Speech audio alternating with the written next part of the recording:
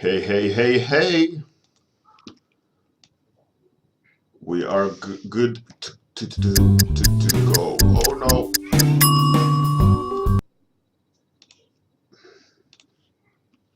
Sound. Okay, so it is 84, and just so you know, that today is May the 4th, and it's Star Wars Day, because I'm a Star Wars nerd. That's what we're doing today. Hey, good morning, Kuru. Good morning, Kuiva. Welcome, welcome. My kids are home today, so you will definitely hear them scream in the background, but hopefully that's all good. Hey, Kilrathi, how's it going? So, as it's May the 4th, I'm going to pitch Star Wars. Thanks, Kuru. You too. Sofa Strangler, good morning. All right. All right. Let's do this. I'm fine, thank you, Kilrathi. So, as we don't need to await any topic, let's get going. So, I love me some Darth Vader, but the problem with Darth Vader is that I don't know what he looks like. I know what he looks like, but I don't know what he looks like. So I wouldn't want to risk of not being able to do convincing enough Darth Vader without reference. So what I'm gonna do is just make my own Sith. Everyone loves a Sith, right? Nothing wrong with a Sith.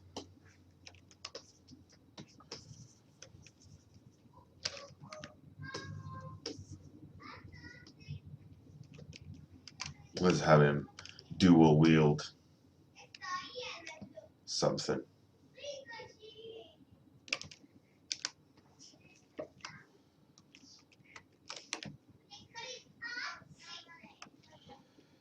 Let's try to. I'm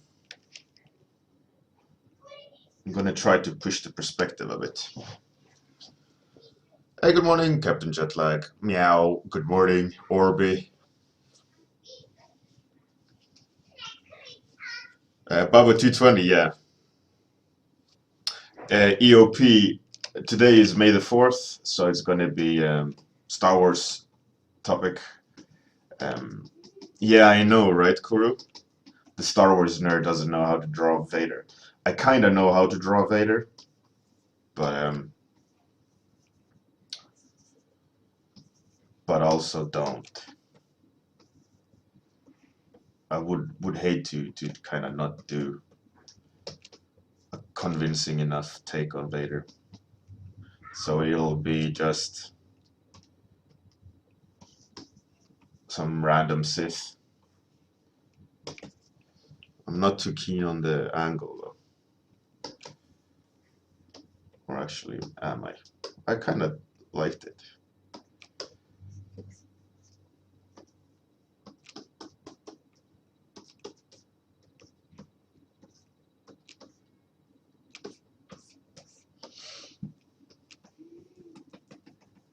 So I started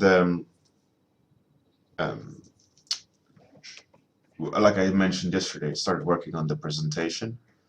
Yesterday I had to work on my tattoo, which I'm gonna be tattooing after the summer, which is I'm looking forward to a lot. Finally getting it. I've been thinking a lot about tattoos and over the last 10 years, and I really want a meaningful tattoo, and um, this tattoo that I'm gonna make, I feel a lot about. You know, it's about my children, it's about about my bloodline. It's about my heritage, about my wife. Uh, so that's going to be, I think it's going to feel a lot more complete after having this tattoo.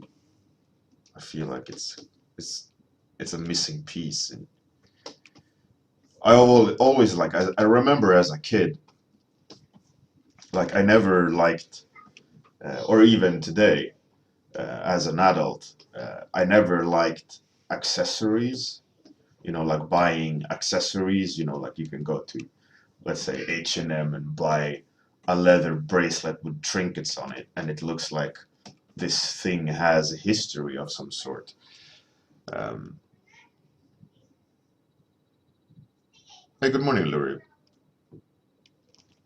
Um, anyway, so you know, like you can buy something that looks like it has history, like this product, and I never really liked that. I I always made my own as a kid, like with pieces that has a history from me. You know, like even though as a kid, you know, you didn't have that much history, but let's say you some little thing you really liked, or your favorite toy head or whatever. You know, you're making some cool looking thing or something that you found that embellished with parts, and then you make your, you know, it has your own history to it. That's what I love more, rather than just going by buying something that looks great, but you know it has no attachment to you. And I've always thought the same about tattoos. Like I like the idea of tattoos. I hate the idea of a tattoo that doesn't mean anything, like just for the sake of having a tattoo. You know, it's scary. That's great. I mean, that obviously shows, Scary, that you haven't, you're not following me, and that you don't have notifications on. So shame on you. You gotta hit that follow button.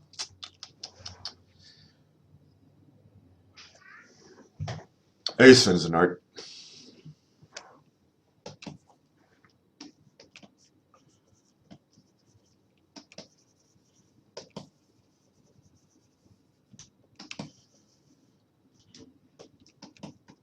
Well, actually, maybe you are following, and maybe you just don't have notifications on.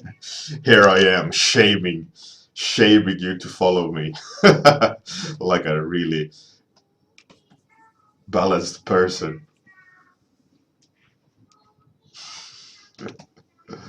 Probably not very balanced.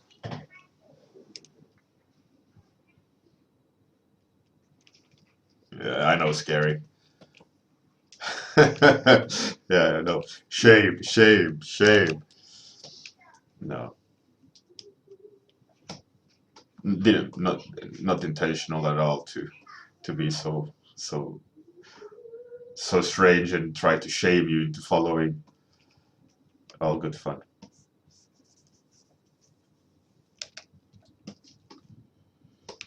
So we are 8 minutes in. We got a pretty good idea of where to take it. It's just a matter of like, will I have time to uh, do what I want to do?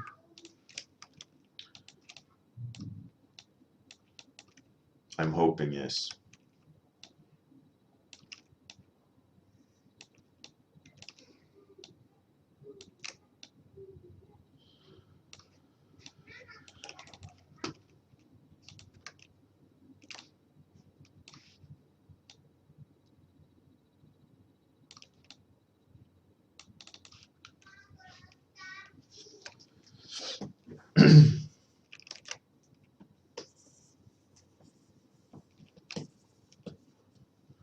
You know, I've always enjoyed the old school movies of Star Wars. I think that is what I love the most about Star Wars. Like, what is it, 6 or 5?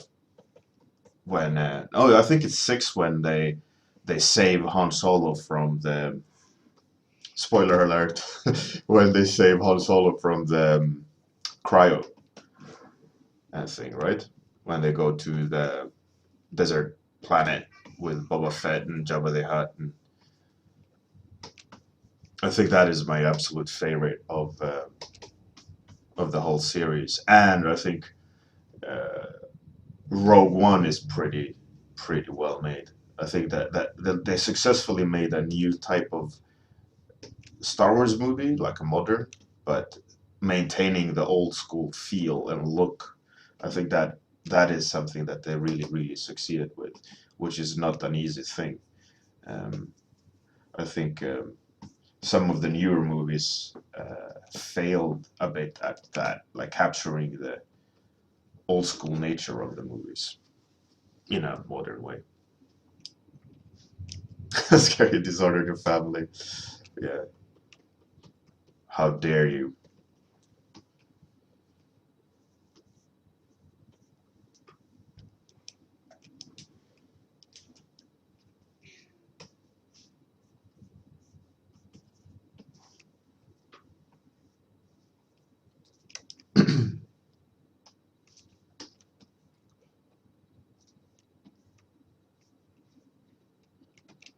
I'm thinking this Sith obviously needs some red face paint, like all good Siths do. Ever since Darth Maul, I'm not so like into the lore of Star Wars. I really like the idea of the world, but I don't know why Darth Maul had the red face paint, or is it face paint, or is it just like a shrimp? It's his it's like his patterning.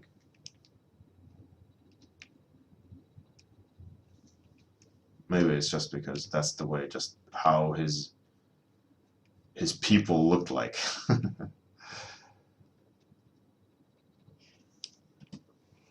I don't know. I haven't cared enough to kind of read up on that.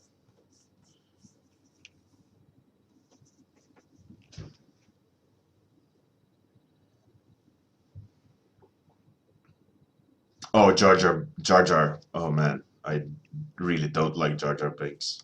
That's for me is way too much cringe. I just can't take that type of, yeah, no, not for me.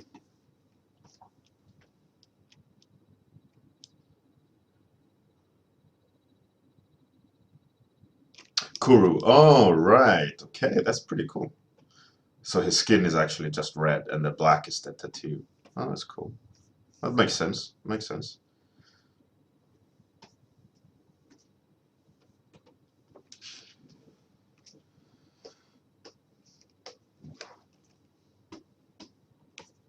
But I mean, not all Sith has that tattoo, right? I mean, Darth Vader obviously didn't. Kylo Ren, I mean, I don't think he's a Sith, but he's an aspiring Sith, I guess. How what are other Emperor doesn't have face tattoos? It's a bit odd. Maybe it's a special branch of Sith, or maybe they're not Sith. They're Darth Vader. It's not Sith Vader. I don't know. I'm confused.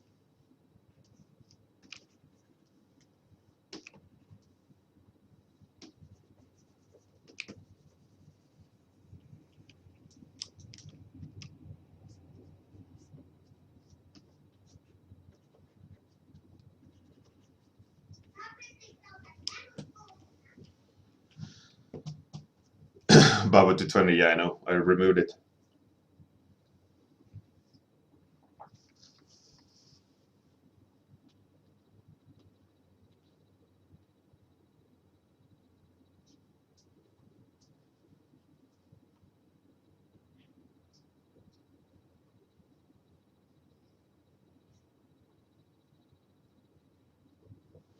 Number one talent. Oh, really? That's pretty interesting.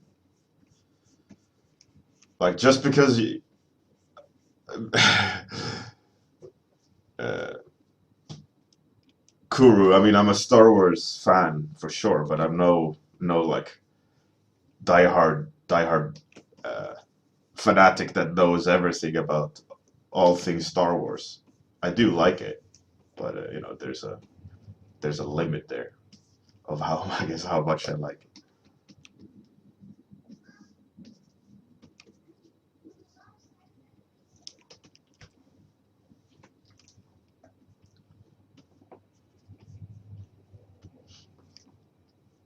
Oh, thanks for the info, number one, Talon.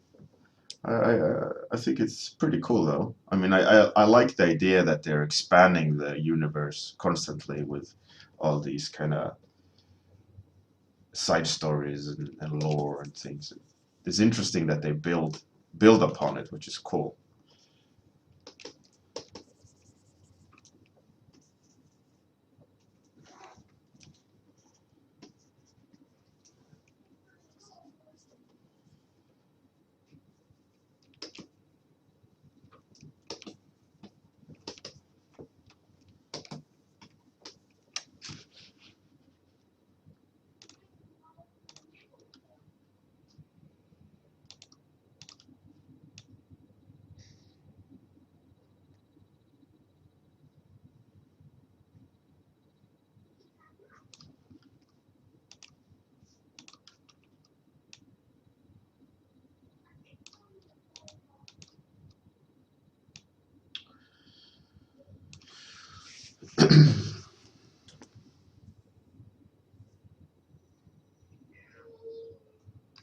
If I could talk about detailing in design, sure I can. In what particular way do you mean detailing? As in like adding details to a design? To the actual costume or whatever you're drawing? Like how do you apply details? I mean, just so I kind of I'm on the same page where what you want to hear.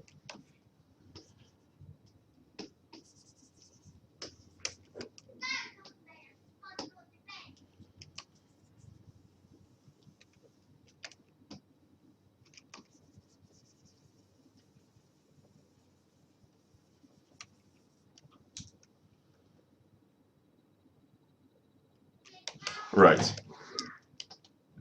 Well, I think for me, what it comes down to when doing like details like that is is how it comes to reading the character as a whole, um, like and how you want to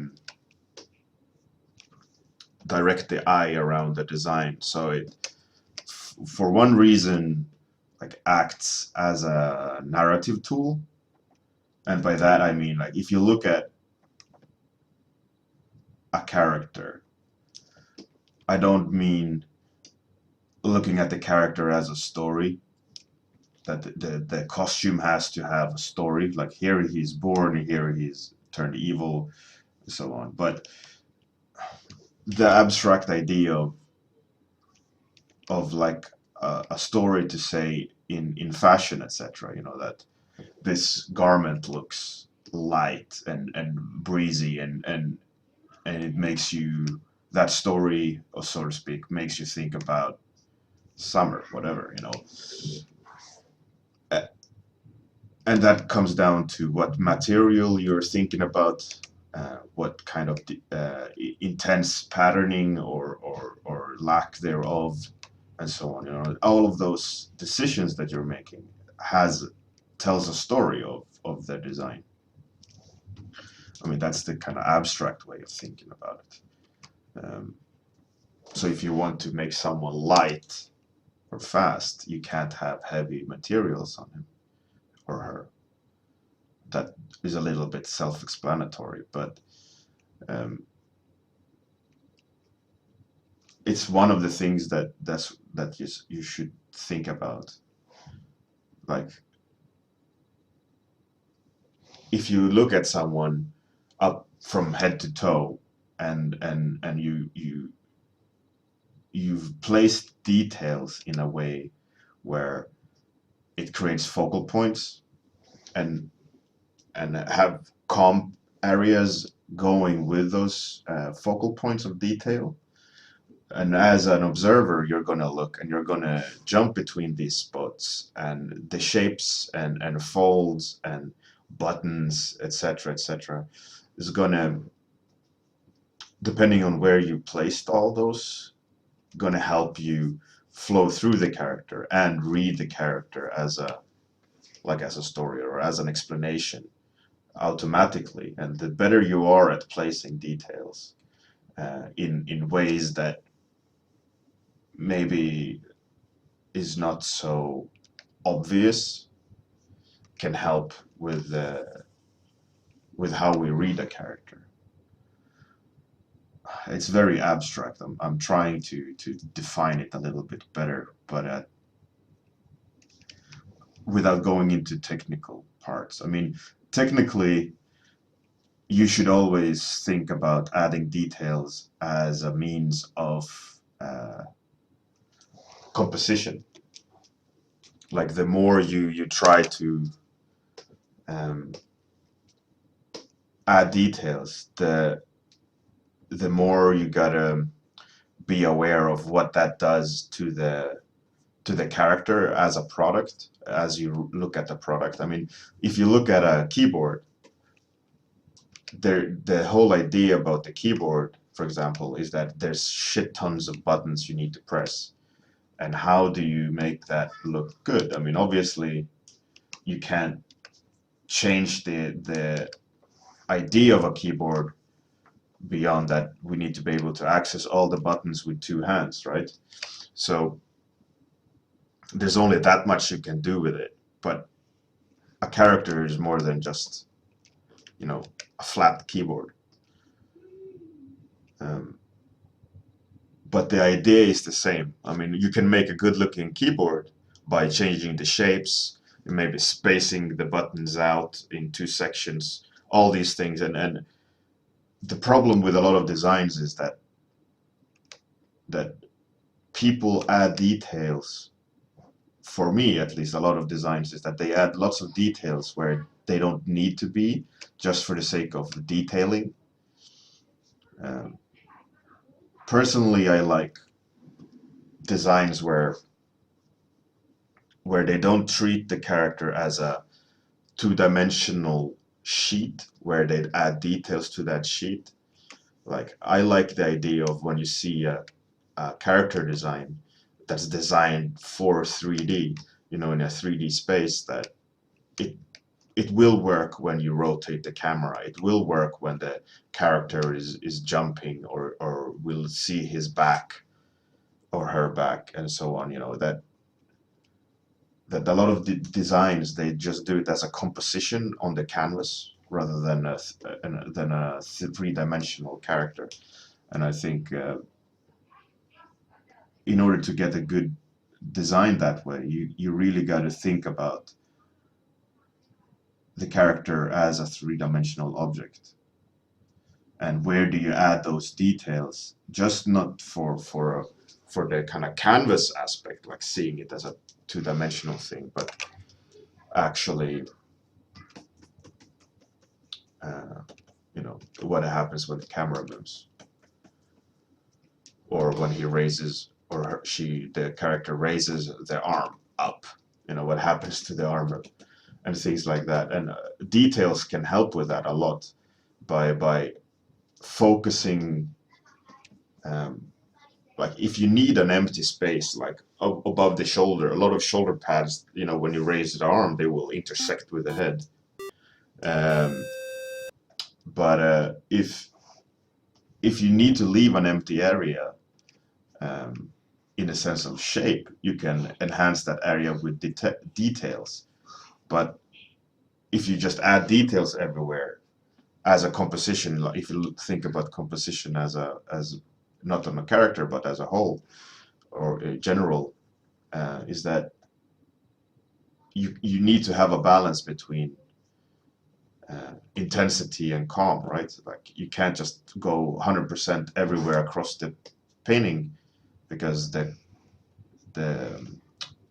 balance of details is going to be off. You're just going to have a noisy painting.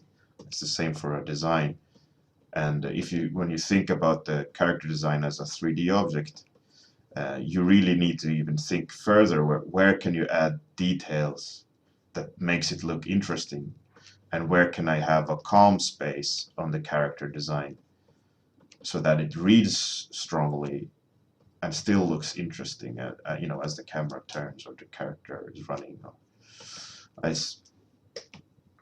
For me, getting back to the topic about details, it's about finding a good design of busy and calm areas when it comes to detailing. Like how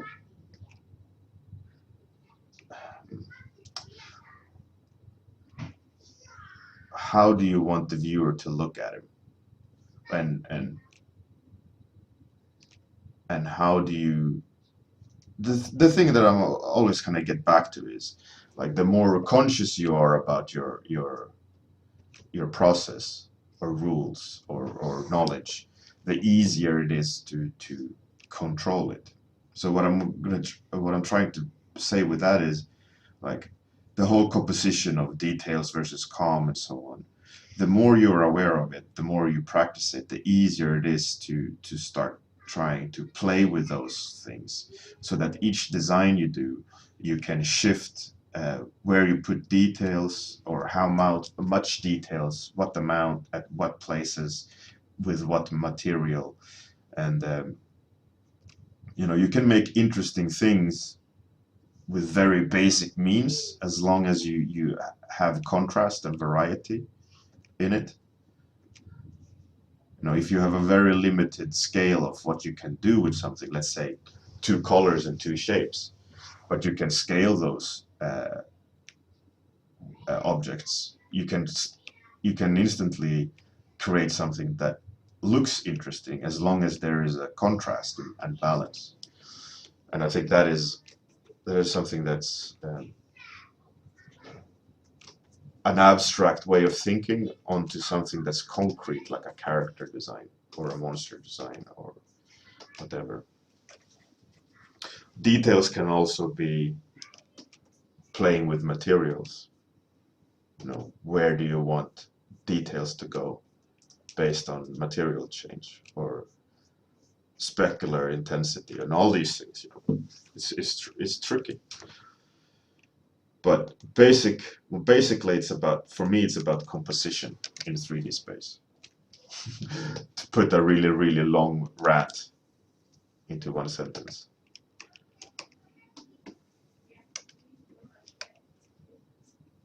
I hope that made sense. I just felt didn't get the point across exactly as I wanted it.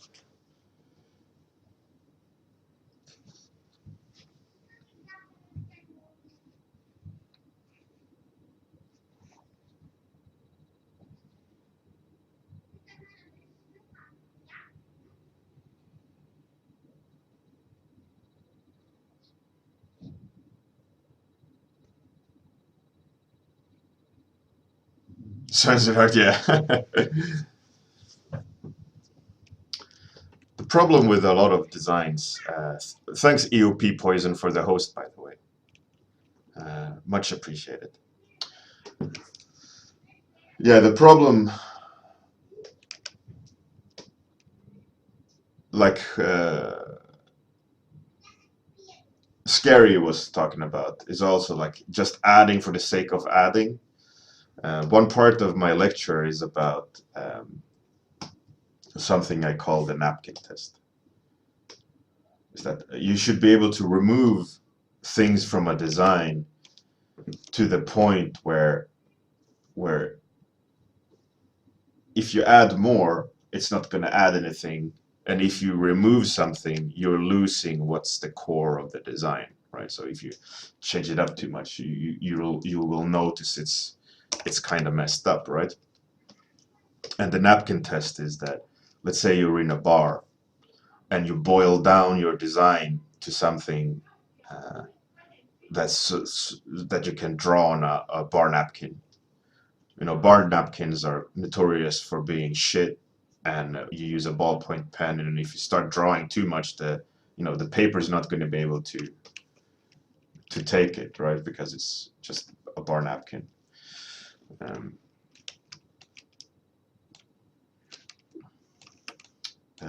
and then it comes down to how good the design is, right?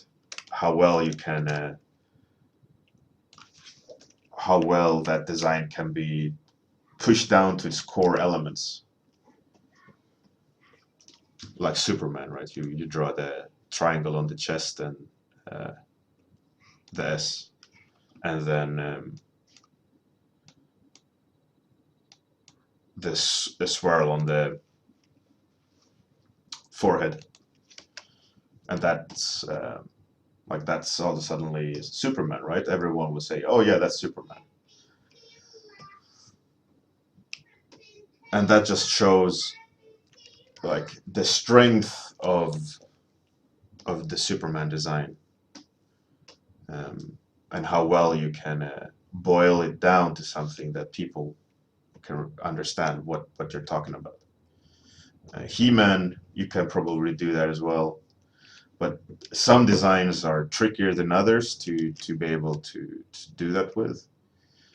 Um, and if you look at the stylized, for example, stylized Marvel posters that are around, like Iron Man, you can't boil down the details. You can't start doing details other than the mask on him, and you start losing. So what they do with Iron Man is that they have a very, very simple color job on him, right? So that they just do those red and yellow, and that's how you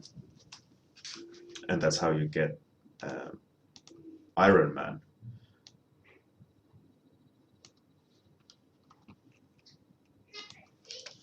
And so the trick is strong, readable shapes mixed with details that either support or defines the design. And a lot of people, like Scary said, just add stuff for the sake of adding, thinking that more is better. But usually in a lot of designs, it's like arbitrary information. It doesn't need to be there, and you can easily remove it and add something else, and you'll still have a strong design, or even stronger by removing stuff. Or sometimes you need to add stuff in order to have a stronger design. So it's always this balance of details versus lack thereof, or accessories, or like going back to the idea of composition and balance in the composition. Right, time's up.